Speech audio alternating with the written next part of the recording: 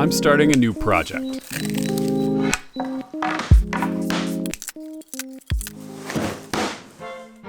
This is our living room. It's 19 feet long by 12 feet wide, used for playtime, TV watching, crafts, and naps. This is my wife, Ashley. She's been asking for some improvements. Want to move the TV, drawers for art supplies, cabinet for baby toys, and an area for our Switch and TV thing. We both agree that the TV is too high and that these cords look terrible on the new mantle. This is the TV thing that Ashley's talking about, and we need a place for that too.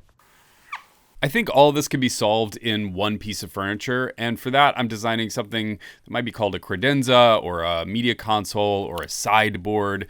Ashley and I both love Danish modern furniture, so it's going to be inspired by that. It needs to be built to last, it needs to be kid-friendly, and house all the things that we need on a daily basis. The nice thing is we have a really long wall, so I'm going to make it extra long at 6 feet, 2 feet tall, so it's not too high for the TV, and about 1.5 feet deep, so we've got plenty of storage space. This is ash. Ash is used for baseball bats, tool handles, and hardwood floors, so it should be able to hold up to a toddler.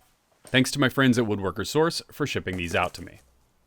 I separated out the cleanest boards to use for the drawer fronts, and the ones with streaks in them I'm going to be using for the carcass. I'm going to have to glue multiple boards together to get the depth that I want, so I started by trimming off one edge on the track saw and the opposite edge on the table saw. Ow! The first board gave me a splinter.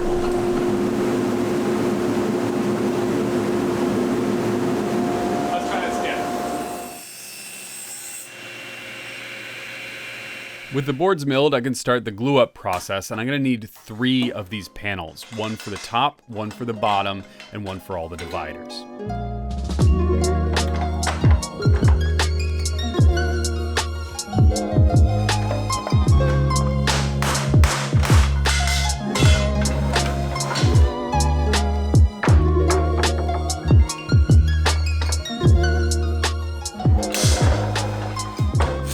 With all 3 panels out of the clamps, I can scrape off the excess glue, cut them to width, and cut them to length.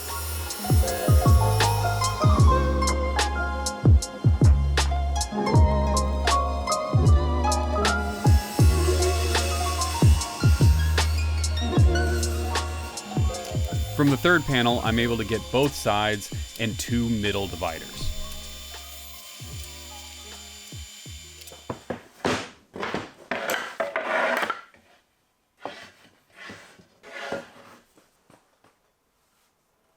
The reason I chose the streaky boards for the outside of the cabinet is I'm planning on staining only the outside, not the faces. I think it's going to look really cool, but I also didn't think that it was necessary to do miters or any sort of fancy like dovetail joinery because it's going to be a really dark stain and you probably won't notice the joinery. Instead, I decided to use my domino joiner.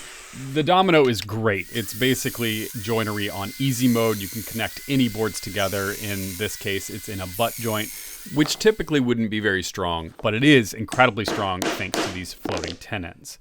One problem with those floating tenons, though, is that they get stuck. And sometimes they can get so stuck that they damage your workpiece when you try and get them out. This is the all-new Bamboo Lab X2D, and I think it can solve my problem.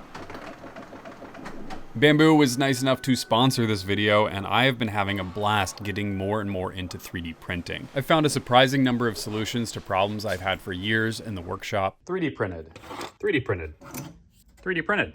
I'm excited for all the different options it has opened up for me, and their machines are great. The X2D is new to me, and I'm going to be putting it through its paces throughout this video, but I've got a good feeling about it. It works super well right out of the gate.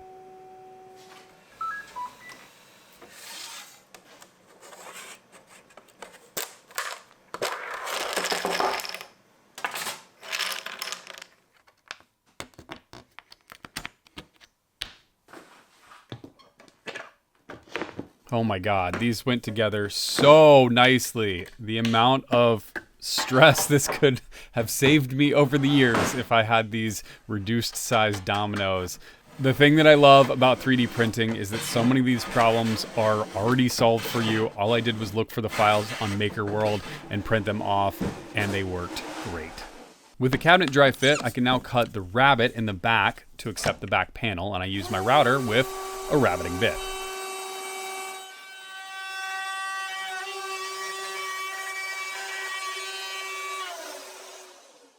Okay, I've got the cabinet dry fit and the rabbet cut out of the back of it, and I glued up this test piece so that I can test out the edge profiles.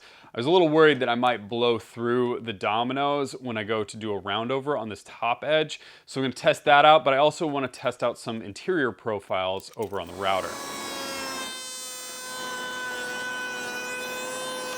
The round over did not blow through the dominoes, which is great. And I also wanted to check to see how a chamfer looked on the inside. So I swapped out the bits and gave it a go.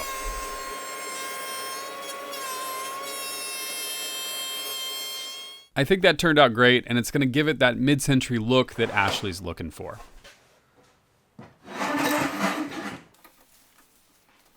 I went ahead and flipped the cabinet over, swapped out the router bit, and made that chamfer on the front side of the cabinet.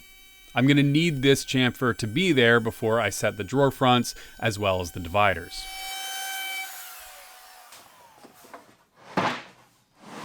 With the chamfer in the front and the rabbet in the back, I can now cut the two dividers to the right length. I slid one panel in, marked it in the back, and cut both of them down on the table saw. When I finally decided on the spacing for the dividers, I decided that the left two bays are going to be the same size, which made it a lot easier to build. All I have to do is cut a scrap piece of plywood that's the width that I want, and I can use that not only to draw the lines for the domino against, I can also use it to register the domino as I'm cutting the mortises. That of course means that I have to be able to get the domino inside.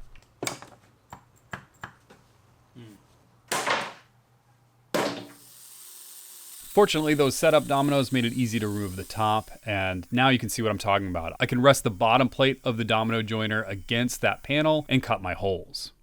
Then I can grab the divider and transfer those lines up onto it. Back over on the workbench, I can cut the mortises into the divider. Then dry fit the panel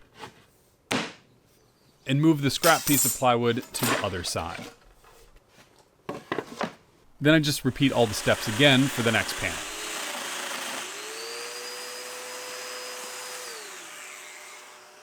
Unfortunately, it was at this point I realized I didn't have any more setup dominoes. I also realized after dropping a few on the floor that concrete color is probably not the best idea. Not to worry, I just ordered a whole bunch of new colors from Bamboo, all in PETG, and it all fits into my AMS2, which allows me to do multicolor and multi-material printing. And the cool thing is that it already knows exactly what I've loaded into the machine. Also, with the heated build chamber, it's able to print more complicated materials like PETG, which are going to last a lot longer and be a lot stronger than regular PLA.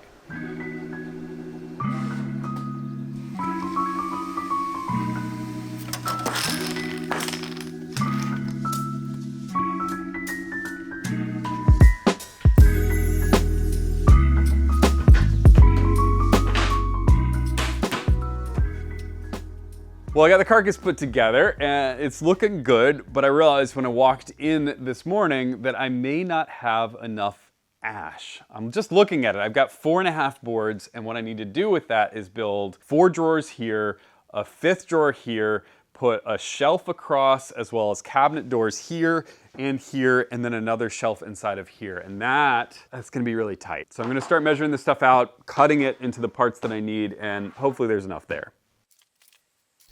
Admittedly, I'm kind of the worst when it comes to ordering lumber. I never really do the calculations. I just kind of trust my gut and order about what I think is enough. I lucked out in that these clean boards are definitely going to be enough for the drawer fronts, the cabinet doors, as well as a couple other parts, but it's pretty likely that I'm going to run out. I started by gluing up the largest panel, which was the 2 cabinet doors on the far right, and then I cut the 2 bigger of the drawers and made sure that those were matching. Then I can take the remaining parts and make the smaller drawer fronts. I find working biggest to smallest is the safest way when it comes to using material, just to make sure that you don't accidentally run out.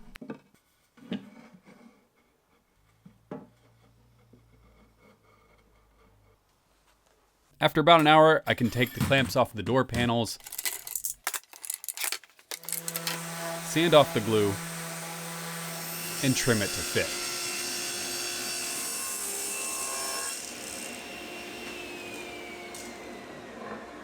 Eventually this will be 2 doors, but for now I'm going to leave it whole until the cabinet gets glued up.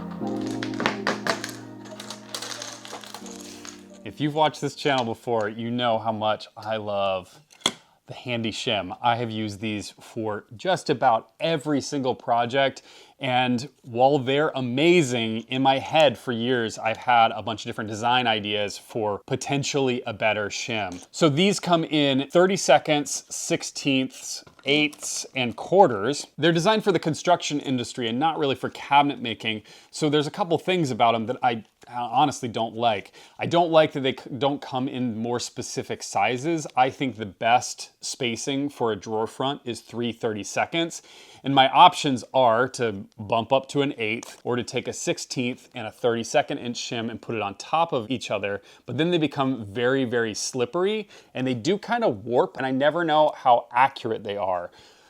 But I've got a 3D printer now. So I've printed these, which I'm calling the Almighty Shim, and they, I think, are gonna change my life.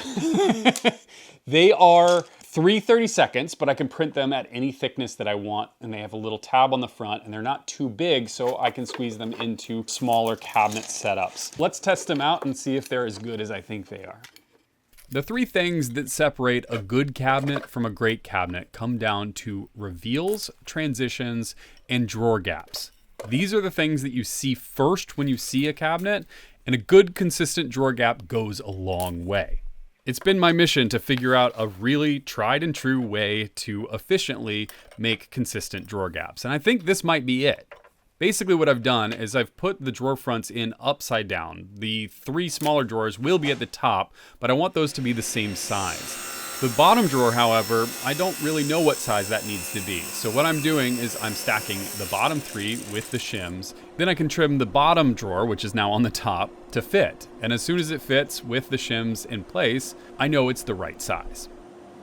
Once I have the height cut, now I can do the width. I put a shim on the left-hand side and use a shim on the right-hand side to trace a line. Once I have my mark, I can take the whole thing apart and cut them all to length.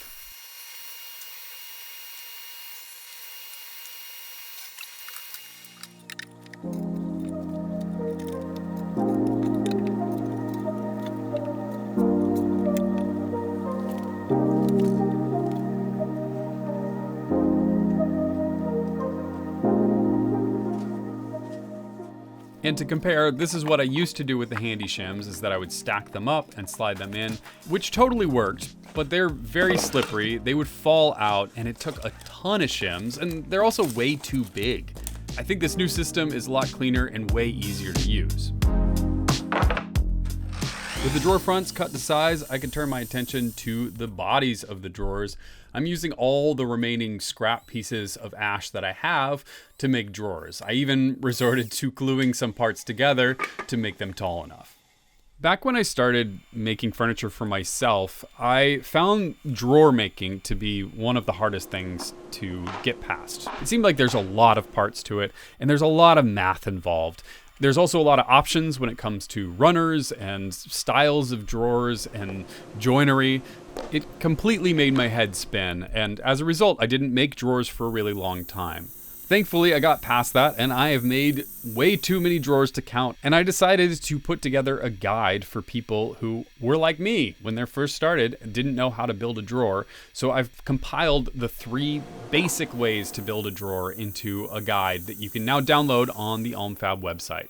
So go check that out if you find drawer making intimidating and you want to get into it, because if you want to make furniture, you gotta make some drawers. Well, I ran out of ash. I knew it was gonna happen.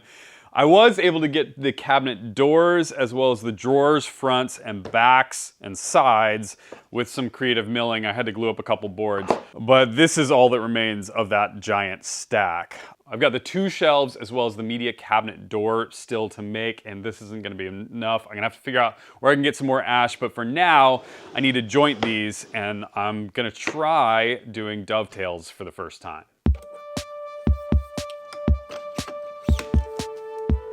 I'm always looking to improve how I build furniture, and dovetails have been on my list for a long time. But I've always been intimidated because when you see hand cutting dovetails, it looks incredibly hard. I would still like to try it, but I think I'm going to save that for another video. In the meantime, I was looking for other solutions because dovetail drawers are incredibly strong, they look amazing, and they've stood the test of time. And I want this to be an heirloom piece, so dovetails were a must. I was looking into options. One of the options is to get a router jig, which those totally work, but they are cumbersome. They seem like a lot to set up and a lot to store. But I have a Shaper Origin, and that's like having 1,000 jigs in one tool. I looked into it and I found a Shaper user named Robert Bieber who had created this dovetail generator. This was really handy and it allowed me to make the exact dovetails that I wanted. Now this footage is going to make it look like it took like 2 hours. It did take a little over a day to get this all set up and dialed in, but once I was going, they looked really, really good.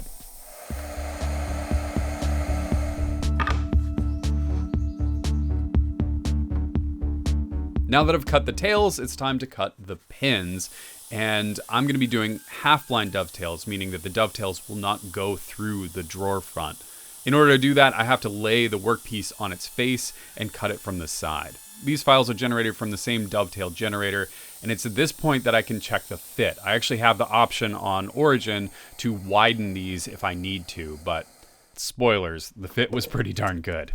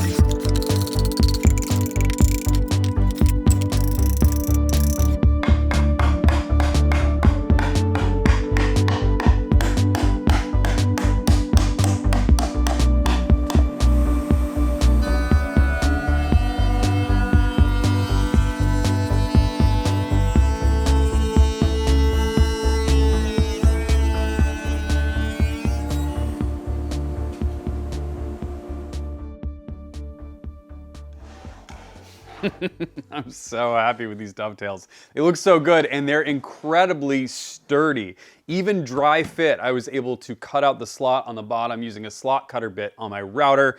Came out really nice. Right now I don't have the 1/4-inch plywood. So in the meantime, I had an idea, and this I think is gonna be really cool. I was looking at these dovetails and I was wondering what it would be like to cut a dovetail in the face of the cabinet and use it as a slot for drawer pulls. If I 3D print the drawer pulls, I can then swap them out, test out different drawer pull designs as I come up with them. It'll kind of act as a field testing platform for my furniture, but it'll also be really cool to be able to swap it out seasonally or swap them out just when you're getting tired of the old pulls. I want to see how much I like this, so I'm going to cut a slot into a piece of wood, and then I'm going to print out a bunch on my 3D printer, design some different options, and see how they work out.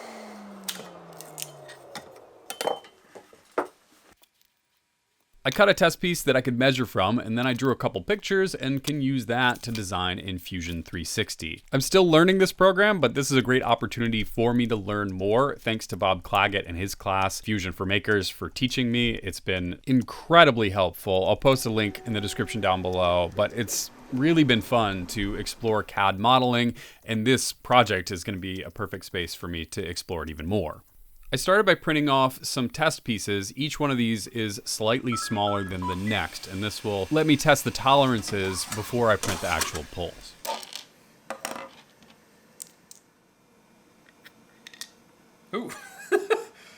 Those don't fit.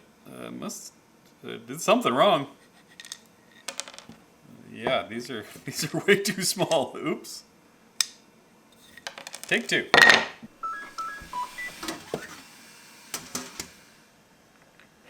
Well, that's the smallest, so I guess it's that or maybe even a little bit bigger. That test was super useful, and I scaled it up just a hair and started printing off some poles.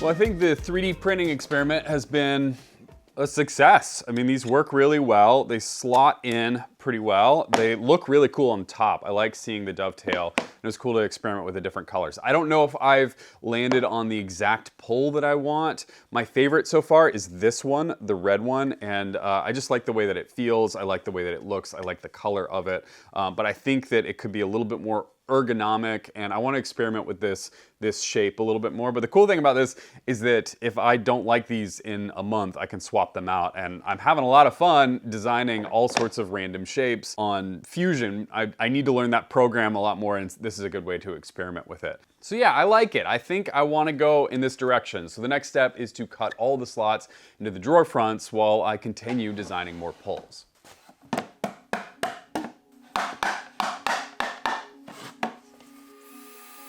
And this is when everything went sideways.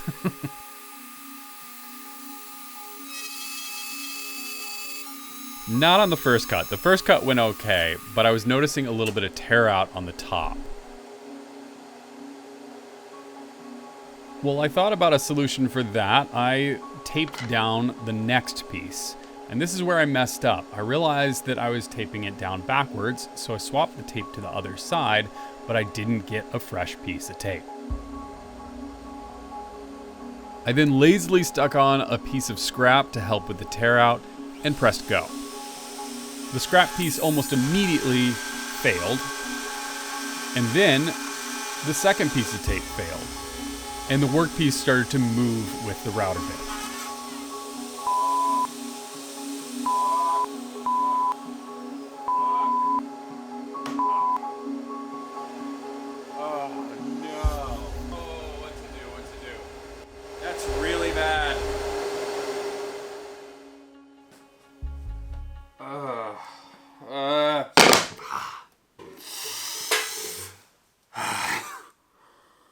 That's bad. That's really bad. That's the drawer front. I don't have any of this material left. These really, really nice light boards I selected to use as the fronts. I don't know what I'm going to do, because if I patch it, it's going to be obvious. It's really... Okay, all right, let's start. I'm collecting my thoughts. I'm collecting my thoughts on this one. The bit just kind of carried it around with it, and I have this really mangled cut now. Like, I could patch it, but it's the front of the drawer. I don't really want to redo all this joinery. It's like 4 different setups in order to do that. Usually I would bring like an extra drawer through this process, but I didn't have enough material. What am I gonna do? What am I gonna do? What am I gonna do? Maybe. Whoa. Okay. I think maybe one of the drawer backs will be good enough. Yeah. Okay, I can use a drawer back. I think it's okay. I've got one drawer back that doesn't look terrible. Okay.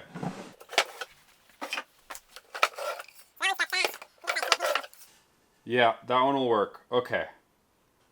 Oh my god. That was like gonna be days of work, or at least a day. Okay. I can use that.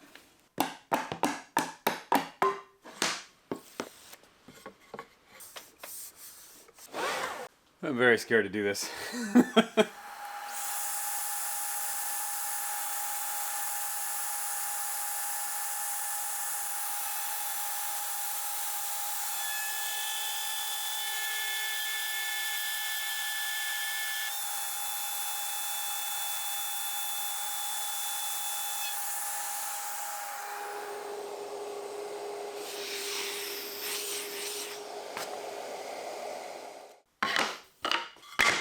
Crisis averted. Thankfully, I was really worried that I wasn't going to be able to get this done without recutting a whole bunch of joints. Now, the drawer front that I messed up is now going to become a drawer back. In order to patch that, I'm going to be making a Dutchman.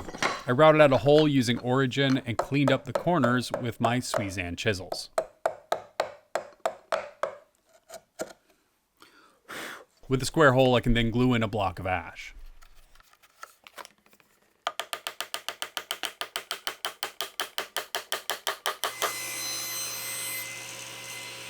A quick trim with a couple saws, and it should be usable again. It came out looking alright, but I'm definitely glad that it's on the back, and it'll serve as a permanent reminder of my laziness. I got some more ash.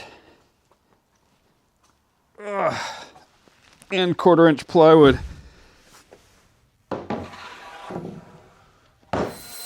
I set the solid wood aside and started cutting out the bottoms for the drawers out of the 1/4-inch plywood.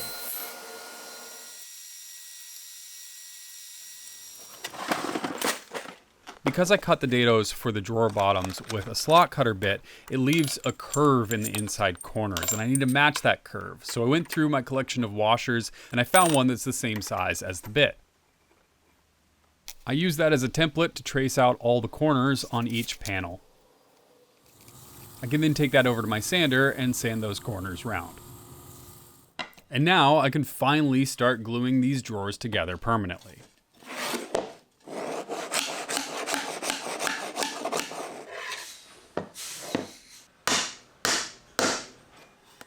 Once I have 3 sides together, I can slide in the bottom and glue on side number 4.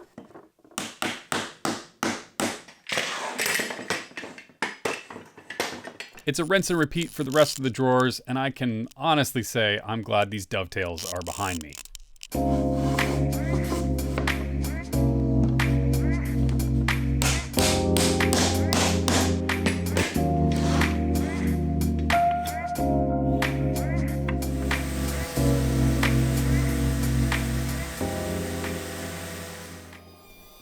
When I made the topo table, it was the first time I tried this style of drawer slide, where you route out a slot into the side of the drawer body, and then you attach a wooden drawer slide to the inside of the cabinet. I'm pretty obsessed with how this looks. I think it looks great, and I love the feel of a wooden drawer slide. The hardest part of this whole thing is to set up your router table so it's perfectly center, because you kind of have to mirror the cut as you flip the drawer over. After I cut all my slots, I could then cut the runners out of some scrap ash.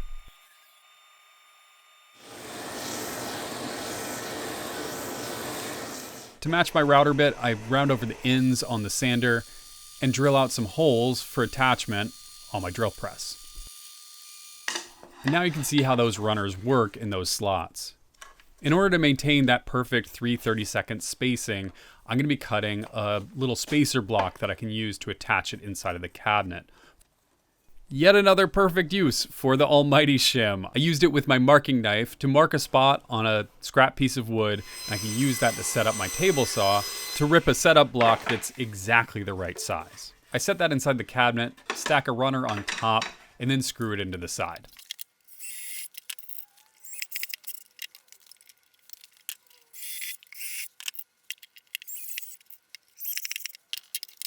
Once I have the 3 screws in, I swap it over to the other side of the cabinet and screw the other runner in. These should match perfectly now, and they're at exactly the right height.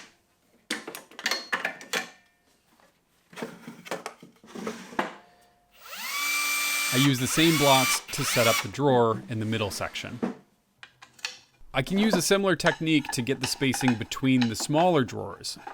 I put the almighty shim in between, I measure the distance between 2 runners, and then I can rip a setup block to fit. I'm going to rotate the cabinet over because I want to start from the top and work my way to the center. This is mostly because I've already cut that dovetail in the top drawer, and if I need to do any trimming, it's going to alter the shape of that drawer pull. So what I'm doing instead is I'm working from the top to the middle. And when I hit the middle, if I need to do any trimming on a drawer, it'll be a drawer bottom, not a drawer top. Hopefully that makes sense. You'll see in a second what I'm talking about. Morning. So, my camera ran out of footage yesterday at the very end. I got all the runners in and I've tested out the drawers. They look really good. Drawer number 3 needs a little fine tuning. I was kind of expecting that. All my errors compounded to drawer 3 and I just need to trim a little bit off the bottom to get that 3/32 spacing. But good news is the hardware showed up and that means that I can work on the drop down door in this section as well as put in the hardware for these doors on the side and hopefully get the carcass glued up so I can keep moving along. Since this is the last time I'm pulling this cabinet apart before glue up, I wanted to make sure and do a couple things that are easier to do while I have access on the inside. I had Shaper drill some shelf pin holes while I sanded the inside of the cabinet. I then took that hardware that I just got from Rockler and attached it to the inside of the cabinet for the door. Well, I lied. I immediately put it back together again, but it was for good reason because I realized that I need to separate the 2 door panels and test the fit, so it has to be together. I didn't have much material to spare, so I drew a line and cut it on the bandsaw to reduce the amount of material I waste. I then drilled holes for the hinges and attached those hinges with a couple screws.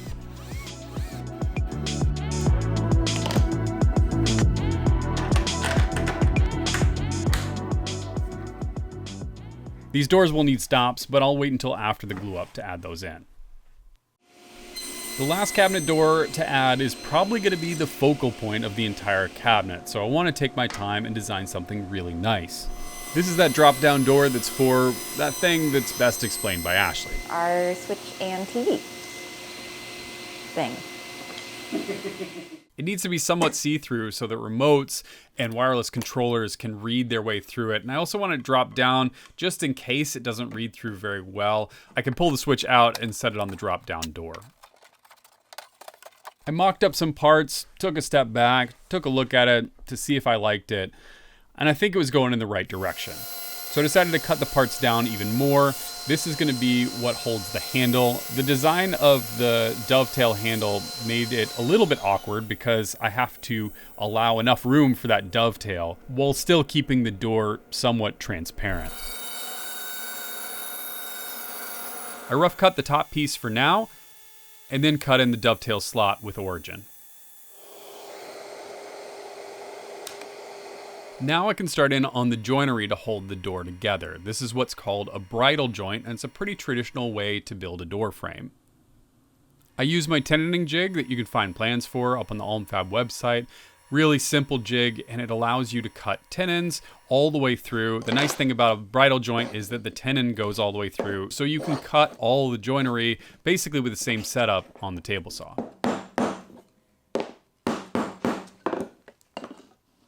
Now you can see how all those parts come together to make a door. The dry fit was successful. It fit inside of the cabinet, which meant that it's time to attach the hardware. This is what's called a fall flap hinge. It has a couple adjustment screws and it's designed to go perfectly flat to the internal shelf that it's drilled into. It uses the same size drill bit as European style hinges like the ones that I put on the door. The only difference is you kind of offset it outward to drill through the side, and that allows it to form this kind of figure 8 to connect the 2 parts.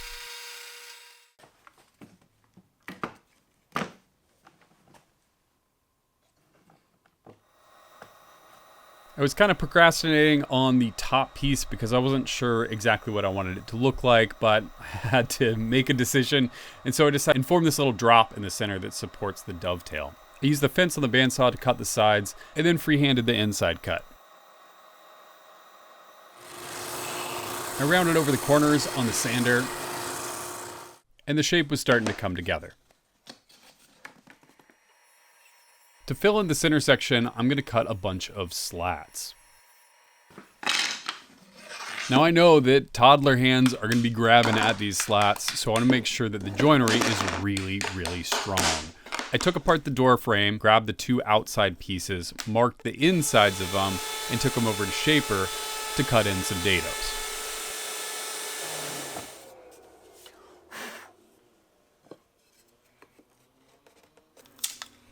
One of the slats is going to be split by the drawer pull, and the only way I could figure out how to cut the slots for that was to rough them out on the bandsaw and clean them up with my Sweezan chisel.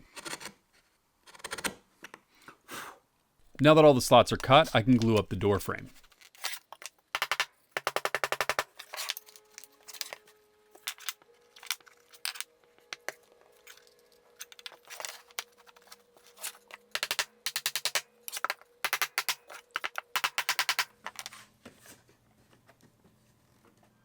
Now I could just glue these slats right into the slots, but I think it'll look a lot better if I overlay them a little bit. So I used my table saw to cut out a notch and gave them a little round over on the sander. With all the slots made, all that's left to do on the door is to glue them in.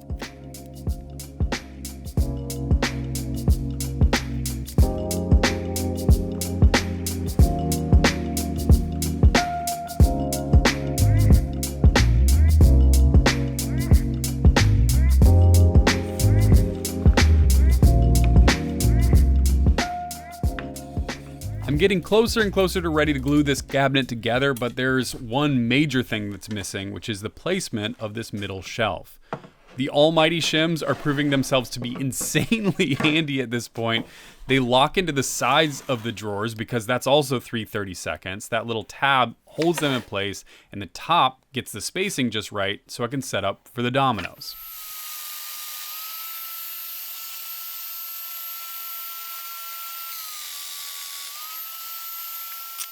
Okay, now I can actually take this cabinet apart for the last time before it gets glued together, and there's two things that I need to do. One is to cut those dominoes that I just laid out.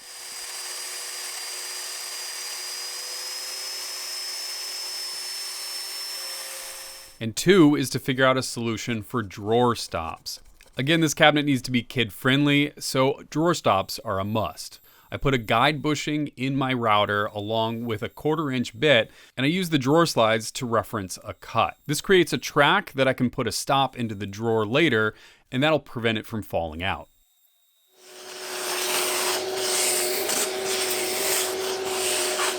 Okay, it is finally time to glue this monster together, and I counted it. It's 46 dominoes to put it all together.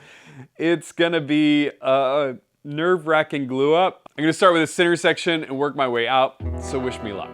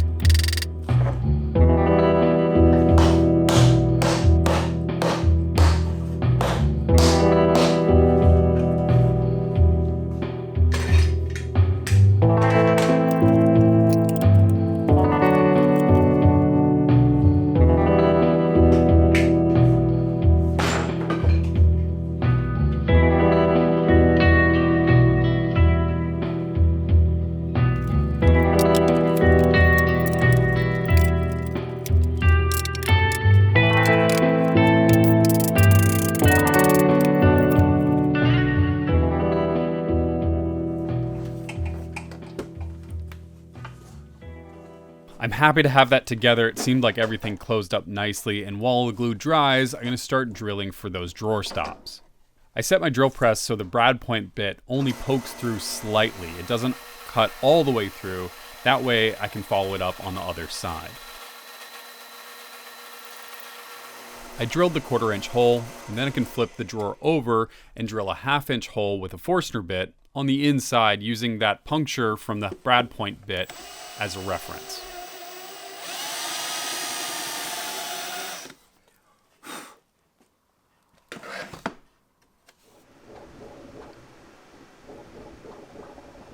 After a couple iterations, I designed these pins, and they're going to be what stops the drawers. They may look simple, but there's a lot to them. They're designed to be printed flat on the print bed, which optimizes the direction of the print layers so that they're really, really strong. With a 1/2-inch head and a 1/4-inch pin, it should slip neatly into the holes I just drilled. And it's a little long, so it sticks out the back. That means it can ride along in the slot that I formed using the router.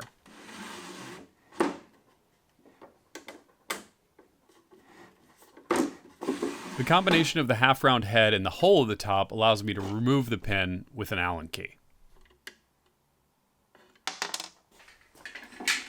The cabinet's now dry, so I can take it out of the clamps, and this is going to allow me to finish off that edge profile that I started at the very beginning. If you remember when I did the test for the roundover, now I'm going to do it, but I'm going to do it with the cabinet fully assembled, which is very heavy, and this is honestly kind of freaky.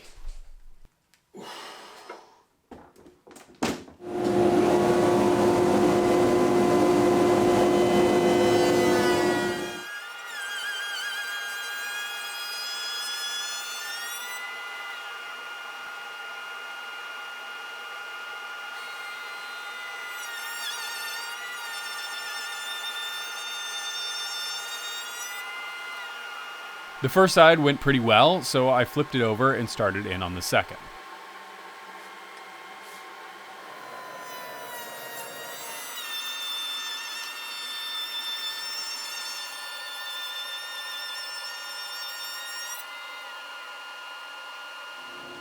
I've been stressing about this operation the entire time, so I'm happy to have that done, and it's amazing how much it changes the look of the whole cabinet.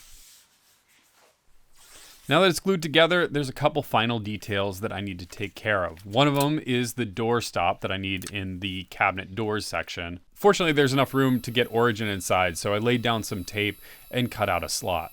From the scrap ash, I made a little block that'll fit into that slot. I rounded over the quarters on the sander and then rounded the edges with the router. Then all that was left to do was to glue it into place. Flipping the cabinet over, I can start in on fitting the doors. And I wait until the very end to fit the doors because if this cabinet ends up like slightly out of square, I will have room to trim the doors to fit whatever kind of askew shape it ends up being. It looked pretty square, but the doors are a little long, so I went over to the table saw and slowly trimmed away each door until they fit well. And once I got a good fit, that meant I could finally cut in the dovetails for the drawer pulls. I cut those with Shaper Origin, did a quick test fit with a 3D printed pull, and installed the doors. This was also a good chance to trim down drawer number 3. I used my almighty shim to make a line and used my table saw to trim off a little bit from the front. And the last part in need of trimming and some extra work was the vented door. I used my hand plane to trim down the back and started installing the hardware. If I just use the fall flap hinges, that's not going to be enough to support this door because the door is just going to fall down and that's a lot of leverage and eventually it'll pull the screws out. So this is a soft down drop front support, which are usually used for things like secretary desks to hold work surfaces. They're very strong. It's probably a little bit of overkill for this tiny door, but I don't want to underestimate the strength of a toddler, so I'm going with as much support as I can get, and these seem to do the trick.